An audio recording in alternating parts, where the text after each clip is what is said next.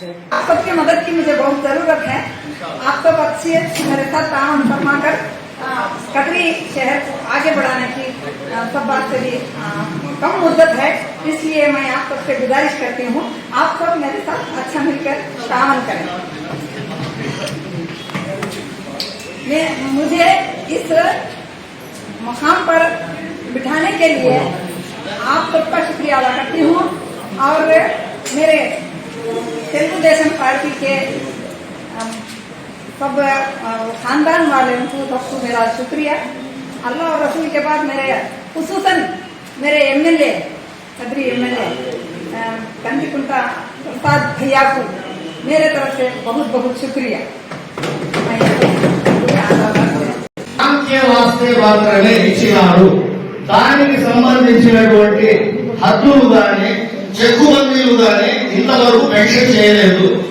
అది పూర్తి ఇప్పుడు ఉన్నటువంటి మన తెలుగుదేశం ప్రభుత్వంలో ప్రజలకు ఇంతకు ముందు ఉన్నటువంటి ప్రభుత్వము ఇక్కడ దూరం చూపించేసి అటవక క్లియర్ చెప్పేస్తున్నారు. కానీ దానికి సంబంధించినటువంటి ఏ ఒక్క పట్టా కానీ ఎవరి పట్టా ప్రజలు ఇచ్చి ఉంటే సభాముఖంగా మేము ఛాలెంజ్ చేస్తున్నాము, ఏ ఒక్కరికి పట్టా అందజేయలేదు అధ్యక్ష. దానికి సంబంధించినటువంటి ఇంకా చెప్పుకోవడంలో నిర్ణయం కాలేదు. కాబట్టి ఇప్పుడు ఉన్నటువంటి మా చంద్రబాబు నాయుడు గారి ప్రభుత్వంలో తెలుగుదేశం పార్టీ ప్రభుత్వంలో ఖచ్చితంగా పేద లబ్ధిదారులకు చెక్కుబందులని నిర్ణయించిన తర్వాతనే పట్టాలు ఇస్తామని చెప్పేసి తెలియజేసుకుంటున్నాం అధ్యక్ష. ఈ విషయం సభ్యులు గమనించారని చెప్పేసి సభ ద్వారా తెలియజేసుకుంటున్నాం అధ్యక్ష. అదేవిధంగా అజెండా పూర్తి అయిపోయింది కాబట్టి గౌరవ చైర్పర్సన్ గారితో 0 అవర్ పైన చర్చకు అనుమతి కోరుతున్నారు అధ్యక్ష. దయచేసి అనుమతి చేయండి అధ్యక్ష. ఇప్పుడు ఉన్నటువంటి మన మున్సిపల్ మీటింగులు గత సంవత్సరంలో కేవలం 2-3 మీటింగులు మాత్రమే జరిగినాయి. ప్రజా సమస్యల పైన నెలలో ఒక్కసారి జరిగేటువంటి మీటింగ్ ఎంతో ప్రాధాన్యత ఉంటుంది. ప్రజలకు ప్రభుత్వానికి వారధిగా ఎవరైనా కానీ ప్రజాప్రతినిధులు ఉన్నారు. ప్రజలు తమ వార్డులో ఏదైనా సమస్యలు ఉంటే తమ వార్డు కౌన్సిలర్లు తెలియజేసిన తర్వాత వార్డు కౌన్సిలర్లు మీటింగులో వారి సమస్యలని తమ దృష్టికి తీసుకొని వస్తారు.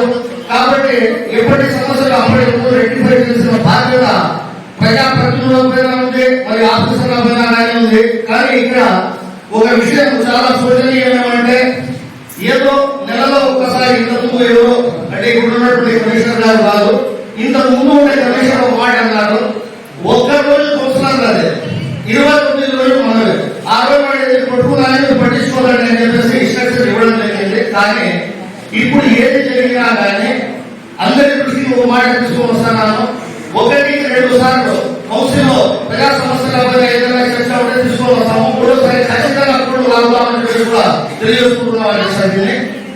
ఏమో పనికి మానవుడు కౌన్సిలర్ అంటే ఏదో పొద్దుపోగలను మీరిచ్చే టీవీ స్టేట్ వచ్చేవాడు ఎవరు అధ్యక్ష. ఇక్కడ ఏదైనా ఒక్కొక్క ప్రజాప్రతినిధి దాదాపు 2000 నుండి 3000 మంది ప్రజలు ప్రతినిధిగా ఇక్కడికి వస్తాడు.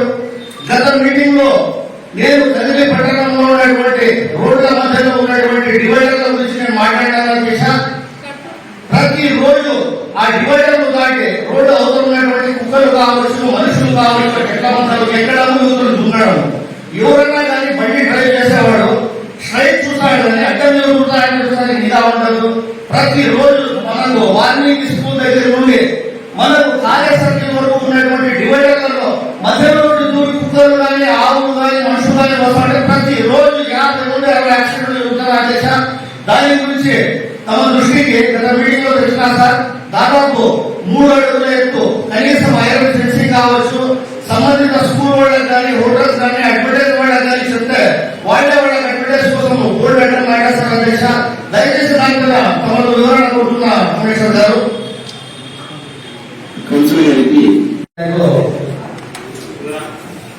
ఏమంటే మన మున్సిపల్ మీటింగ్స్ లో మన కదిరి మున్సిపాలిటీకి అనుబంధంగా ఉన్నటువంటి మండల ఆఫీసర్లను కూడా ఖచ్చితంగా మీటింగ్ లో అటెండ్ కావాల్సిందిగా తమరు సీరియస్ ఇన్స్ట్రక్షన్స్ ఇవ్వాల. ఎందుకంటే ఇక్కడ ఉన్నటువంటి సభ్యులు ఏదైనా కానీ వాళ్ళ మండల ఆఫీసర్లకు సంబంధించిన సబ్జెక్ట్స్ రేస్ చేసినప్పుడు వాళ్ళ నోటీస్ కి వెంటనే రెక్టిఫై చేసడానికి అవకాశం ఉంటుంది. కాబట్టి తమరు దానిపైన యాక్షన్ తీసుకోవాలి అధ్యక్ష.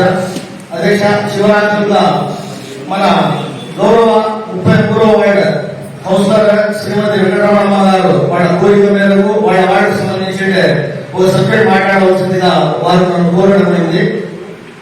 మన మూర్తిపల్లికి 33వ వార్డుకు సంబంధించినటువంటి సచివాలయము ఇంతకు ముందు ఉన్నప్పుడు వాళ్ళకంతా ప్రజలకు అనుకూలంగా ఉండిందట. ఇప్పుడు కొత్తగా వేరే దాన్ని మార్చినారు కాబట్టి ప్రజలకు అసౌకర్యంగా ఉందని చెప్పేసి పాత స్థానంలోనే సచివాలయాన్ని కొనసాగిస్తే ప్రజలకు అనుకూలం ఉంటుంది కాబట్టి తమ దానిపై దృష్టి పెట్టవలసిందిగా వారు కోరి ఉన్నారు. వారి ద్వారా నేను తమ దృష్టికి గౌరవ చైర్పర్సన్ గారి ద్వారా తీసుకువచ్చిన అధ్యక్ష ఈ అవకాశం ఇచ్చినందుకు మీ అందరికీ ధన్యవాదాలు తెలుపుతున్నారు. వాళ్ళు మొత్తం గుంపులుగా కుక్కలు వచ్చి విపరీతంగా పిల్లలకు జరగడం జరుగుతుంది. దీనిపైన ప్రతిసారి చెప్తామే, అసలు దాని గురించి పట్టించుకోవడం లేదు.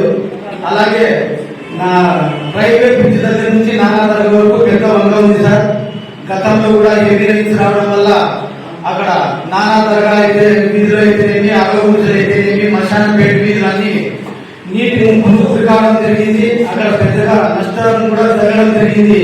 ఈసారి కూడా హెవీ రైన్స్ ఉండడం వల్ల ఆ వంక తీర్చేయమని గతంలో కూడా చెప్పడం జరిగింది. దాన్ని కూడా పట్టించుకున్న పాపాలు పోలేదు. ఇప్పుడైనా శేఖర్ గారికి తెలియజేస్తున్నాను, ఆ వంక తిరిగి తెప్పించి నానాదరగా పురుగు తీసి నీటి ఇరిగేషన్ వాళ్ళకి కంప్లైంట్ పెట్టమని తెలియజేయడం జరుగుతుంది సార్. కమిషనర్ గారు వంక క్లీన్ చేయడానికి గతంలో కూడా చెప్పినాము, అసలు పట్టించుకోలేదు. ఎక్కువ అక్కడ దగ్గరలోనే కుటుంబాలు ఉండడం వల్ల పాములు ఎక్కువ రావడం వల్ల వీధులు చాలా ఇబ్బంది అవుతుంది. కుక్కల పెద్ద గురించి చెప్పండి సార్. ఏ పట్టించుకోవడం లేదు, విపరీత గుంపులుగా వస్తున్నాయి సార్. 2-3 పోవడానికి కూడా చాలా కష్టం ఉంది. దాని గురించి కొద్దిగా సంబంధించిన 90 లక్షల రూపాయలతో పన్ను పెట్టున్నాము. అది ఇంకా వర్క్స్ స్టార్ట్ అవ్వలేదు, అక్కడ మూమెంట్ లేదు, అంతా ఎవరు కూడా లేకుండా 90 లక్షలు ఈ అభివృద్ధి ఎందుకనేసి ఆ నల్లగొట్టపల్లి ఏరియాలో మెయిన్ రోడ్ నుంచి దళగన్న కాలనీకి ఉన్న మెయిన్ రహదారి మొత్తం 83 లక్షలతో వర్క్ శాంక్షన్ చేయడం జరిగింది. అందుకే ఇంతకు ముందు మనం పంపించిన 15 ఫైనాన్స్ ఈడీకి ఫస్ట్ స్థాయిలో ఉన్న ఆ అమౌంట్ ని రద్దుపరుస్తూ ఈ మెయిన్ రోడ్ పెడతాం కోసం ఈ ఆర్డర్స్ చేశామండి. దీనికి ఇంతకుముందు ఇన్వెస్టిగేషన్ అయిపోయింది. దీన్ని ఆమోద కొరకు సభ్యులు ముందుంచడం జరిగింది. ఇది కూడా 15 ఫైనాన్స్ అమౌంట్ 1,26 లక్షల రూపాయలతో వర్క్స్ పెట్టడం జరిగింది. దీని works BT road and CC road ఒక దగ్గర డ్రైవ్ దగ్గర అయింది. ఇది రేణుకా హోటల్ దగ్గర. ఇంకో మిగిలిందంతా కూడా ఎర్రగుంటపల్లి రిలయన్స్ పెట్రోల్ బంక్ నుంచి కాలనీలోకి ఉన్న పని. ఇది 8వ అంశం. Thank you. 9వ అంశం ఈ జమా ఖర్చులు జన్మ ఫండ్ ఆమోదం. 10వ అంశం అండి ఈ 5 సంవత్సరం బకాయిలు విద్యుత్ ఛార్జీలు పే చేశారు గవర్నమెంట్. 10వ అంశం ఆమోదం. 11వ అంశం అండి ఇది కూడా బడ్జెట్ అంశాల ప్రకారం 764 ప్రకారం మనం పెట్టిన బడ్జెట్ ఆమోదం అండి.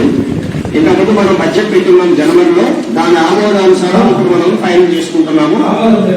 Thanks sir.